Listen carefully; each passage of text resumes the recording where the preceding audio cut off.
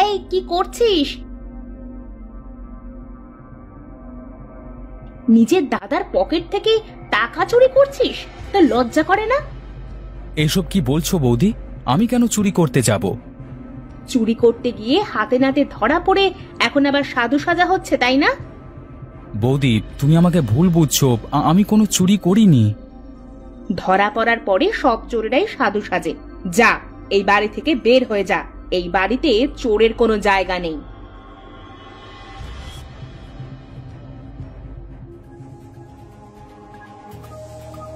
আরে আরে, কি করছো কি করছো? ওকে এইভাবে ফেলে দিলে কেন? ফেলবো না তো কি করব শুনি? ও যে থালায় খায় সেই থালায় ফুটো করে। কি রে বাবা, কি হয়েছে? তোর হাত দিয়ে এইভাবে রক্ত কেন পড়ছে? কি হয়েছে বাবা? ও কিছু না মা, আমি বারান্দা থেকে নামতে গিয়ে পড়ে গেছি। একটু সাবধানে কাজ করতে কি হয় একটু শুনি। না মা, নবীন পড়েনি। তোমার বড় বউ নবীনকে ধাক্কা দিয়ে ফেলে দিয়েছে। কেন গো বড় বউ, আমার ছেলেটা কি করেছে তোমার, যে তুমি এইভাবে ফেলে দিলে আমার ছেলেটাকে? আপনার গুণধর ছোট ছেলে আপনার বড় ছেলের পকেট থেকে টাকা চুরি করতে গিয়ে হাতে নাতে আমার কাছে ধরা পড়েছে। তোমাকে কে বলেছে ও চুরি করছিল? আমি ওকে পাঠিয়েছিলাম টাকাটা নেওয়ার জন্য। অনেক সহ্য করেছি, আর আমি সহ্য করব না তোমার এই জঘন্য ব্যবহার। তুমি এক্ষুনি আমার বাড়ি থেকে বেরিয়ে যাও। না দাদা, সব দোষই আমার। আমার কারণে রোজ রোজ বাড়িতে এত ঝামেলা হয়। আমি চলে যাচ্ছি বাড়ি থেকে, তাহলেই সব সমস্যা মিটে যাবে। এসব তুই কি বলছিস? তোর কেন দোষ হতে যাবে? তোর কোনো দোষ নেই। হ্যাঁ দাদা, সব আমারই দোষ। আমি যদি আজকে রোজগার করতাম তাহলে আর এত সমস্যা হতো না। আমি চলে যাচ্ছি এই বাড়ি থেকে। দাঁড়া নবীন, দাঁড়া দাঁড়া, একটু যাস না, দাঁড়া। নবীন দাঁড়া বাবা, দাঁড়া, যাস নে, দাঁড়া। হ্যাঁ বাবা, দাঁড়া রে, যাস না, এখান থেকে যাস না তুই। এত কান্নাকাটি করে কোনো লাভ নেই। একটু পরে নাড়িতে টান পড়লে ঠিক ফিরে আসবে, দেখবেন।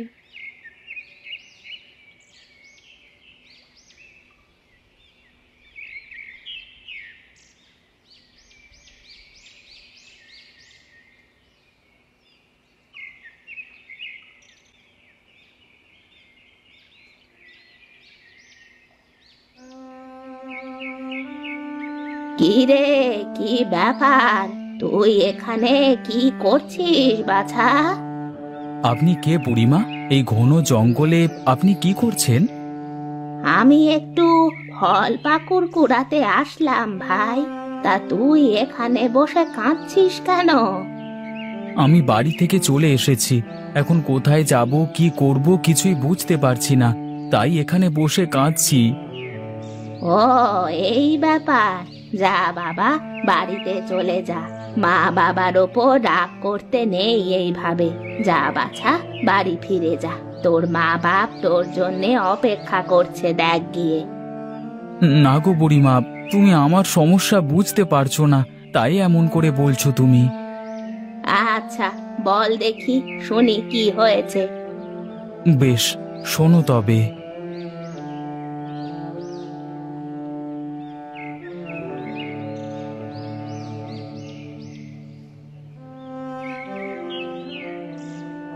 ও, তাহলে তো তোর বেশ সমস্যা। তুই এক কাজ কর, আমি এই সামনের গ্রামের শেষেই থাকি।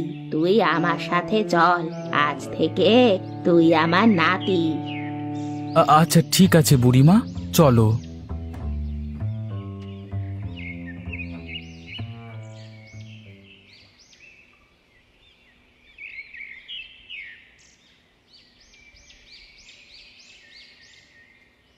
বাহ বুড়িমা, এই এত বড় পুকুরটা কি তোমার নাকি? হ্যাঁ রে বাছা, এই পুকুরটা আমার। এই পুকুরের মাছ বাজারে বিক্রি করেই আমি আমার খরচ চালাই। আচ্ছা তাই বুঝি? এই পুকুরে কি অনেক মাছ আছে নাকি বুড়িমা? হ্যাঁ রে, এই পুকুরে অনেক বড় বড় মাছ আছে। জানো বুড়িমা, আমার মাছ ধরতে অনেক ভালো লাগে। ও আচ্ছা, তাহলে তো ভালোই হবে। তুই মাছ ধরে আমাকে দিবি, আর আমি মাছগুলো বাজারে বিক্রি করব। আচ্ছা আচ্ছা, ঠিক আছে, তাই হবে। তাহলে আমি এখন মাছ ধরতে লাগি বুড়িমা। না, এখন মাছ ধরে কি করবি বল? তার থেকে এক কাজ কর, তুই পুকুরের ওই পাড়ের যে ঘরটা দেখছিস ওখানে গিয়ে আরাম কর। আচ্ছা বুড়িমা, ঠিক আছে। তাহলে কালকে সকালবেলায় গিয়ে আমি মাছ ধরবো, কেমন? আচ্ছা ঠিক আছে, তাই করিস। যা এখন।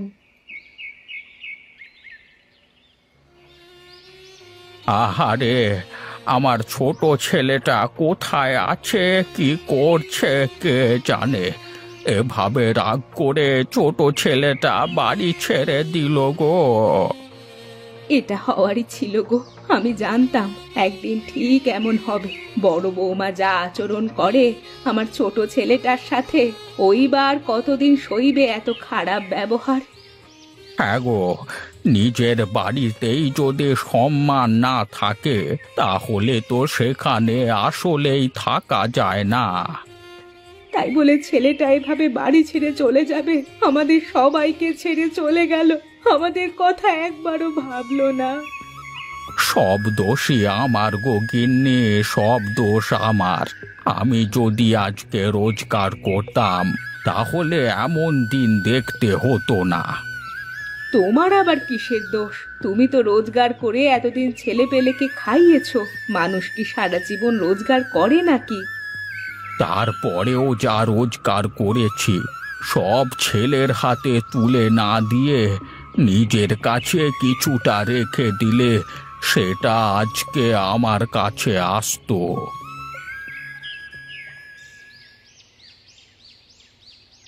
কি রে বাবা, ছেলেটার কি কোনো খোঁজ পেয়েছিস তুই? না বাবা, হাটে বাজারে সব জায়গায় খুঁজে দেখলাম, অনেক মানুষের কাছে শুনেছি, কিন্তু ওকে নাকি কেউ কোথাও দেখেনি। তাহলে কোথায় থাকলো ছেলেটা বল দেখি? ছেলে মানুষ, কোথায় থাকবে, কি করবে, কি খাবে কে জানে। তুমি বেশি চিন্তা করো না, তুমি দেখবে বাবা, ও সন্ধ্যার আগে ঠিক বাড়িতে ফিরে আসবে। এর আগেও তো অনেকবার এরকম হয়েছে। তাই যেন হয় গো, তাই যেন হয়। ছেলেটা যেখানেই থাকুক যেন সন্ধ্যার আগে বাড়ি ফিরে আসে। হ্যাঁ, আমি পাড়ার লোকজনকে খবর দিয়েছি, যেই ওকে দেখবে বাড়িতে পাঠিয়ে দেবে। আচ্ছা ঠিক আছে, যা যা, তুই ঘরে যা।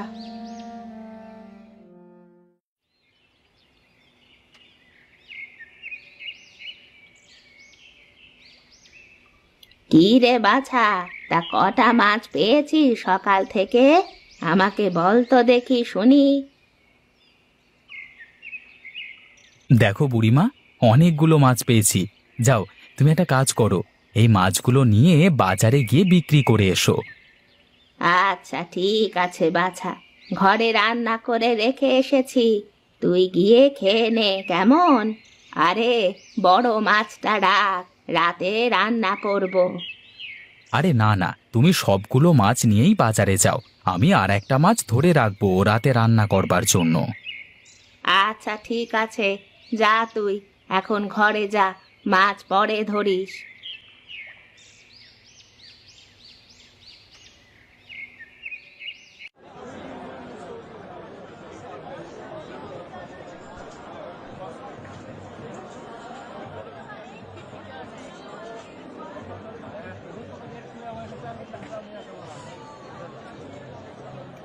এই যে বুড়িমা, মাছ কত করে গো? আমাকে একটা বড় দেখে মাছ দাও দেখি। তা কোনটা নিবি বল? দাও না, বড় মাছটা আমাকে দাও। এই নে মাছ।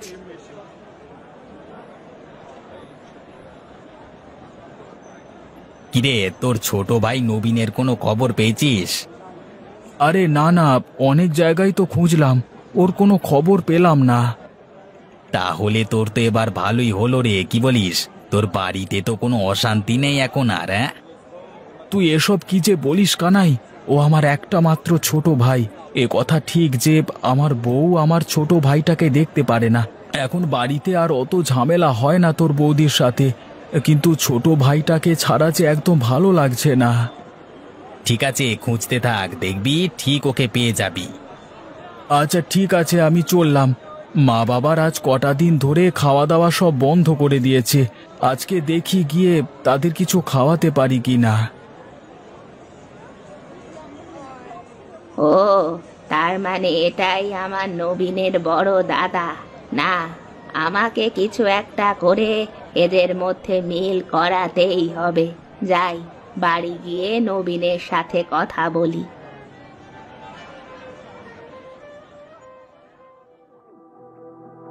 কি ব্যাপার নবীন, তোর মন খারাপ? হ্যাঁ গো বুড়িমা, দাদা বৌদি বাবা মা সবার কথা খুব মনে পড়ছে। কি জানি তারা কেমন আছে। তাহলে যা, বাড়িতে চলে যা। কি করে বাড়িতে যাব আমি? আমি তো বাড়িতে বলে এসেছিলাম যতদিন না আমি রোজগার করছি ততদিন আমি বাড়িতে ফিরবো না। তো রোজগার করার কি দরকার? এই পুকুরে যা মাছ আছে, এই সব মাছ আজ থেকে তোর। এ পুকুর থেকে মাছ বিক্রি করে তোর সারা জীবন পার হয়ে যাবে। আরে বুড়িমা, তুমি এসব কি বলছো? তাই আবার হয় নাকি? তোমার পুকুর তুমি আমাকে কেন দেবে? কেন দেব না? তুই তো আমার একমাত্র নাতি। তুই ছাড়া তো এই দুনিয়ায় আমার আর কেউ নেই। আজ থেকে আমার যা সম্পত্তি আছে সব কিছুই তোর। চল, আমার সাথে বাড়িতে চল। কিন্তু বাড়িতে গেলে বৌদির সাথে তো আবার ঝামেলা লাগবে। তুই এই পুকুরের বড় বড় মাছের ভাগ তোর বৌদিকে দিয়ে দিস। দেখবি তোর বৌদি তোকে আর কোনো কিছুই বলবে না, তোকে আরো ভালোবাসবে। সত্যি দাদিমা, তুমি খুব ভালো। তুমি না থাকলে যে আমার কি হতো। নে নে, হয়েছে। এখন চট করে বড় বড় দুটো মাছ ধরে দেখ তো দেখি পুকুর থেকে। মাছ নিয়ে তোদের বাড়িতে যাব। আচ্ছা তুমি দাঁড়াও, আমি ঘর থেকে জালটা নিয়ে আসি।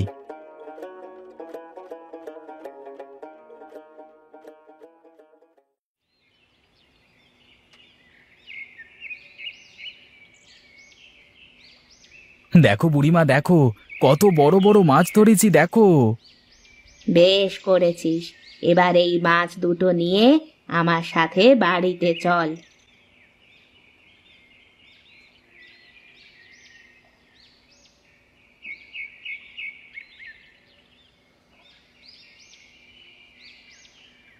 মা বাবা দাদা বৌদি কোথায় তোমরা?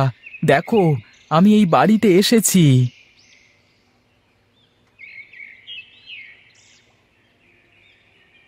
কিরে বাবা, কোথায় ছিলি তুই এতদিন? আমাদের ছেড়ে কিভাবে থাকতে পারলি এতদিন? আরে বাবা, এমন করে কেউ রাগ করে বাড়ি ছেড়ে চলে যায়? তুই জানিস আমাদের কত চিন্তা হচ্ছিল তোকে নিয়ে। আয় আয়, ঘরে আয়। আর সাথে ওই বুড়িমাটাকে। ইনি আমার দাদিমা। আমি যখন বাড়ি থেকে বেরিয়ে গেছিলাম তখন দাদিমা আমাকে আশ্রয় দিয়েছিলেন। জানো, দাদিমার বিশাল বড় একটা পুকুর আছে। সেই পুকুরে বিশাল বড় বড় মাছ আছে। দাদিমা পুকুরটা আমাকে দিয়ে দিয়েছে। ও আচ্ছা, বুঝলাম। আসুন আসুন, ভেতরে আসুন দাদিমা।